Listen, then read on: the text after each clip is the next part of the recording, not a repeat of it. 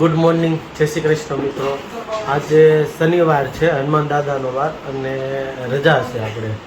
તો અત્યારે 8:30 વાગી ગયા છે અને આજે આપણે જવાનું છે ઉંબા હનુમાન. એ લગભગ અહીંથી 85 થી 90 કિલોમીટર થાય છે. તો જોઈએ આજે હું અને આપણે મિત્ર 2 જણા જવાના છીએ. તો જોઈએ ત્યાં શું છે, કેવું છે. પેલું ખ્યાલ હોય તો મૂર્તિ ઉપાડવાવાળું છે તે જગ્યા ઉપર જવાનું છે અને થોડી વાર નીકળીએ છીએ. જોઈએ તો બધા શું કરે છે. ચાલો. તો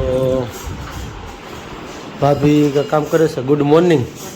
જય શ્રી કૃષ્ણ. જો ફ્રીજની અંદર કામ કરે છે ભાભી, સાફ સફાઈ, અને સોનલ સફાઈ કરે છે. Good morning. જય શ્રી કૃષ્ણ. તો આજ તો રજા છે એટલે જોઈએ હવે ત્યાં મંદિરે જઈને શું છે, કેવું છે. ત્યાં દાદા છે ને તમને જે કાંઈ હોય ને સામે સામો જ મતલબમાં જવાબ આપી દે.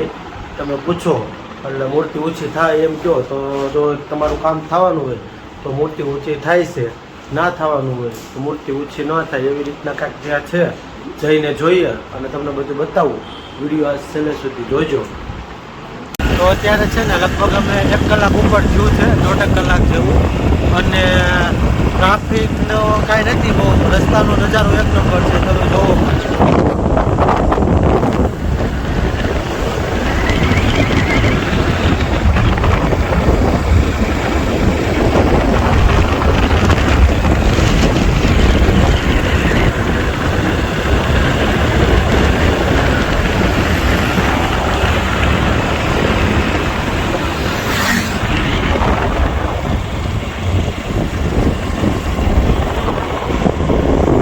વચ્ચે છે ને અમુક ગામડાને એવું આવે ને એટલે આપણે ખરેખર એવું લાગે કે આપણે છે ને આપણે સૌરાષ્ટ્રની અંદર આવી ગયા છીએ.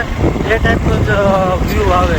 પણ રસ્તાની આમ કહું ને તો મોજ એવી છે ને કે ઉપરથી વાતાવરણ એ ટાઈપનું છે. કાંઈ તડકો નથી વરસાદ અને નથી કાંઈ ગરમી થાય એમ. તો મજા આવે એવું વાતાવરણ છે. તો એકવાર છે ને આ જગ્યાની મુલાકાત લો. રસ્તાની બહુ મજા આવે એવો રસ્તો છે અને વર્ણન ના થાય. તમે ખુદ આવો ને તો જ આ ખબર પડે.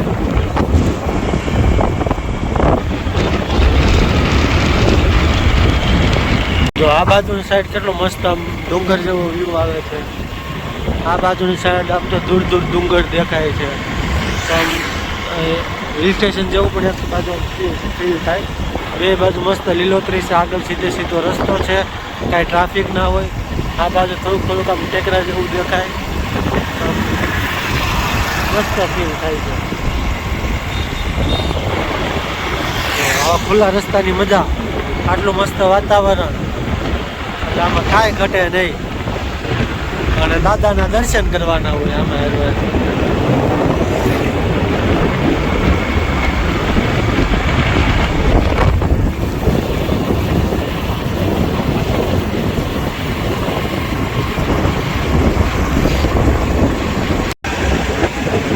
તો આમ જો આપણે અત્યારે છે ને હિલ સ્ટેશન આવી ગયા હોય ને એવું ફિલિંગ આવે છે. કેમ કે આગળ થોડુંક છે ને બે બાજુની સાઈડ ખીણ જેવું હતું અને વચ્ચેથી રસ્તો હોય. આપણે ડુંગર ઉપર જતા હિલ સ્ટેશન એવું, તો એ ટાઈપનું બધું ફીલ આવતું. તો આમ તો મસ્ત ગાયું ને એવું તરે છે. આ હિલ ચડતા હોય ને એવું આમ લાગે. તો આ બાજુની સાઈડ જો ઉપર જો થોડોક ભગવાનને એવું મહેરબાન થતા હોય ને એવું લાગે છે. વરસાદ આવે એવું દેખાય છે અહીંયા. તો આ બાજુ તો અત્યારે છે ને આપણે પહોંચી ગયા ઉંબા હનુમાન. તો સામે છે ને પેલા ઝાડવા છે ને એની પાછળ મંદિર છે, ત્યાં જ મંદિર આવે છે. અને ટ્રાફિક તો બહુ કાંઈ હોય એવું લાગતું નથી. ત્યાં જઈને હવે ખબર પડે. પણ રસ્તાની વાત કરું ને તો સફર કરતાં, મંજિલ કરતાં રસ્તા વધારે સારા હોય ને તો મજા આવે એમ. તો અત્યારે આપણે પહોંચી ગયા છીએ. તો અંદર જઈને તમને બતાવું. તો છે ને પાછળની સાઈડ મંદિરને એવું આવે છે, પણ આ બાજુ એક મસ્ત એવી જગ્યા હતી. જો અહીંથી છે ને મસ્ત આખી આમ નેચરલ મજા આવે. અને એની વચ્ચે આવી સારી એવી નદી હોય. અને આમ જો કોઈ પણ જાતનો અવાજ નથી અહીંયા. મારી સિવાય. અને એક મસ્ત આ પવનનો અવાજ આવે છે આ ઝાડવાનો, અને મસ્ત પવન આવે છે. સામે આવી નદી છે, ઉપર આ ભગવાનની મહેરબાની છે વરસાદની. હજી આવતો તો નથી, પણ કહું ને કે કાંઈ ન ઘટે એમ એવું વાતાવરણ છે, એવું બધું અહીંયા છે. તો સામેની સાઈડ જો પેલું બધી ગાડીઓને છે ને એની પાછળ મંદિર છે, તો ત્યાં જઈને હવે મંદિરને હું તમને બતાવીએ. તો જો આપણે છે ને જય શ્રી ઉંબા હનુમાન મંદિર છે, અને અંદર મહાદેવનું પણ મંદિર છે. તો હવે તમને અંદર મંદિરના દર્શન કરાવીએ. તો છે ને આ છે આપણે હનુમાનજીનું મંદિર. તમને અંદર જઈને હવે દર્શન કરાવું.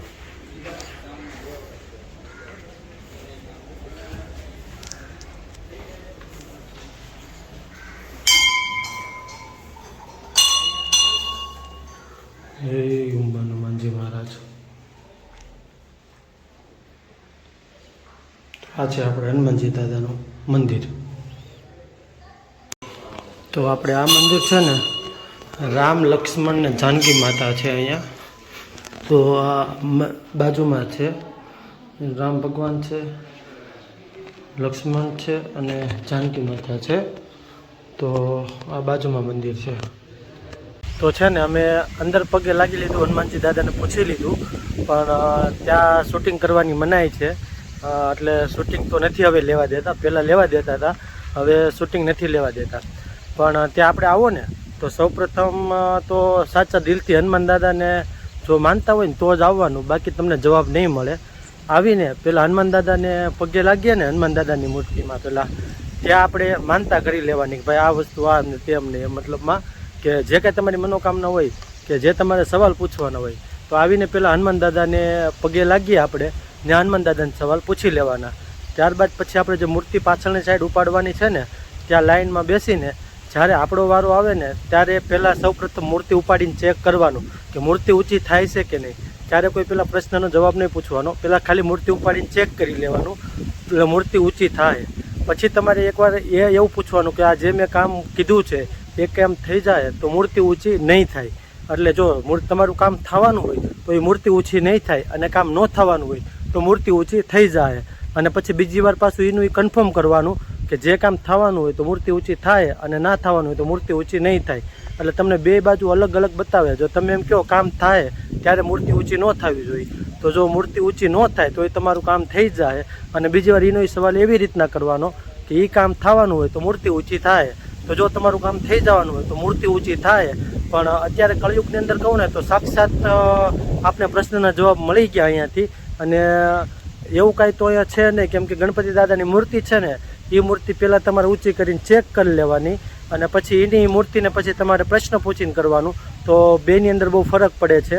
જો તમારું કામ થવાનું હોય ને ન થવાનું હોય તો તમને રિઝલ્ટ અહીંયા પરફેક્ટ મળે છે. પણ કીધું એવી રીતના કે સાચા દિલથી ભગવાનની શ્રદ્ધા અને વિશ્વાસથી આવવાનું, એટલે તમને 100% તમારા પ્રશ્નના જવાબ મળી જાય કે તમારે કામ થશે કે નહીં થાય. તમારે કોઈ પણ કામ હોય કે કોઈ ધંધાને લગતું હોય કે બીજું કાંઈ અડચણ આવતી હોય આ તે, તો એ બધાય તમે અહીંયા સવાલ પૂછી શકો છો. મનમાં તમારે સવાલ પૂછવાના છે અને મૂર્તિ તમને સાક્ષાત જવાબ આવશે. અહીંયા બીજો કાંઈ અલગથી કાંઈ પૈસા કે આ તે કાંઈ લેવામાં આવતું નથી. અને સ્થળ બહુ મસ્ત છે.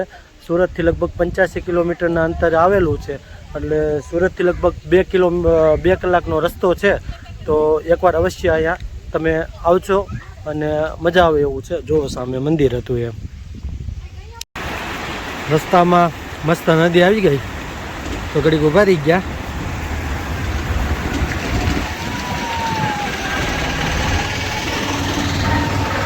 મસ્ત એવી નદી છે રસ્તાની અંદર.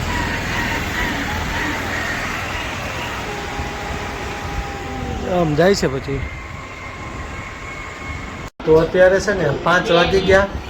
ઉઠી અને મસ્ત ચા ને એવું પીને કમ્પ્લીટ થઈ ગયો. અને લગભગ છે ને આપણે ઉંબા હનુમાનથી 2:30 વાગે ઘરે રિટર્ન પહોંચ્યા હતા. સવારે 9 વાગે નીકળ્યા હતા અને બપોરે 2:30 વાગે ઘરે પહોંચ્યા હતા. અને બહુ મજા આવી. અને ફેમિલી હારે જવા જેવું પ્લેસ છે. અને ઋતુ અને અર્ચિત ને બધા જો જાગીને અત્યારે નાસ્તો કરે છે. બતાવું તમને. ઋતુ શું કરશો બેટા? હે શું કરશો? શું ખાશો બતાય તો શું છે આ? હે શું છે નામ શું છે એનું બિસ્કિટ તું બોલો શું નામ છે એનું મંદિરે ગયા હતા હર્ષિત જ્યાં છે ને ગણપતિ બાપાની મૂર્તિ હતી ઉશી કરવાની હતી ને એવું હતું બધું પણ આમ જો મમ્મી સાથ આમ જોઈને ચમત્કાર સામો દેખાયો હા તારે આવું તું બીજી વાર આપણે બધા જવું હો તારે આવું છે હે અચ્છી તો ક્યારે જવું આપણે બરોબર કાંઈ નહીં તો આપણે બીજી વાર જવાનું છે શું કરશું તને ફાવે છે શું ફાવે છે મમ ફાવે છે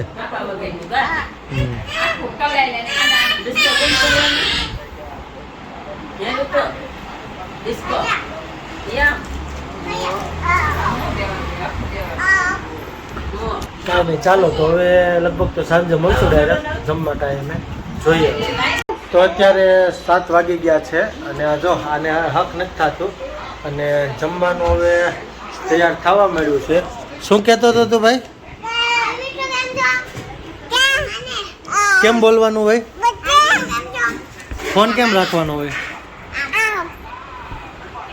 ફોન છે કે આપો તો કેમ રાખવાનો હોય તો તારે બ્લોગ બનાવવા છે તું ક્યાં હતો અત્યારે સુધી ભાઈ દેખાતો નહોતો ક્યાં હતો ટ્યુશન ગયો હતો અરે અમારા ભણેશ્વર આને તો કે હક નથી થતું કાલ રજા છે અમારે 2 રજા હતી એટલે આજે છે ને કાલે છે આ 2 ભાઈઓ જો તો છે ને હવે રસોઈની અંદર સ્મેલ તો સારી આવે છે શું બનતું હોય એ કંઈ ખબર નથી હા શું બનાવો છો રાઈસ છે રેડી અને આ એનું ફૂલાવે છે આ ફૂલાવીને એમાં ભાત નાખી દે એટલે ફૂલા ભાત થઈ જાય એમ જ હોય ને હે તો કેમ ભાઈ એવું જ કહેવાય ને એમ અને આ મસ્ત આપણે છે ને કઢી બનાવે છે તો આ છે રોટલી કઢી ફુલાવ ભાત મસાલો ને એવું નથી દીધું બાકી કાંઈ નહીં ચાલો તો હવે જમી લઈએ અને જમીને કદાચ છે ને ધૂન મંડળમાં જવાનું છે જોઈએ હવે જઈએ તો છે ને ધૂનમાંથી આવી ગયા 10 સાડા 10 વાગી ગયા છે જો અત્યારે મસ્ત લીવડા શેકાય છે ગરમ છે અને ડ્રાયફ્રૂટ જ્યુસનું કરે છે કાપે છે સવાર માટે તૈયારી થઈ છે અને મકાઈ શેકાઈ ગઈ છે શું લેવા આવ્યો તું જો અમારા મહેમાન આવી ગયા છે ભાણકી બેન કોઈ છોકરા દોડા વાળી કરે તાર નથી ખાવ હર્ષિત હર્ષિત અરે ભાવે હું ને બહુ મસ્તી નો લાગે લે ઋતુ તું મમ ખાશો હે કેમાં ખાશો બતાય તો મને શું મમ છે હા ખાઓ તો અમારા મહેમાન આવી ગયા છે કા ખાવું ભાણકી બેન મામાને ઘરે બહુ ગમે ને શું તારા મામા કાંઈ લાવશે હો આવવાના છે પછી નાના નાના બાપ પાસે જવાનું છે કાલે જવાનું છે ને હા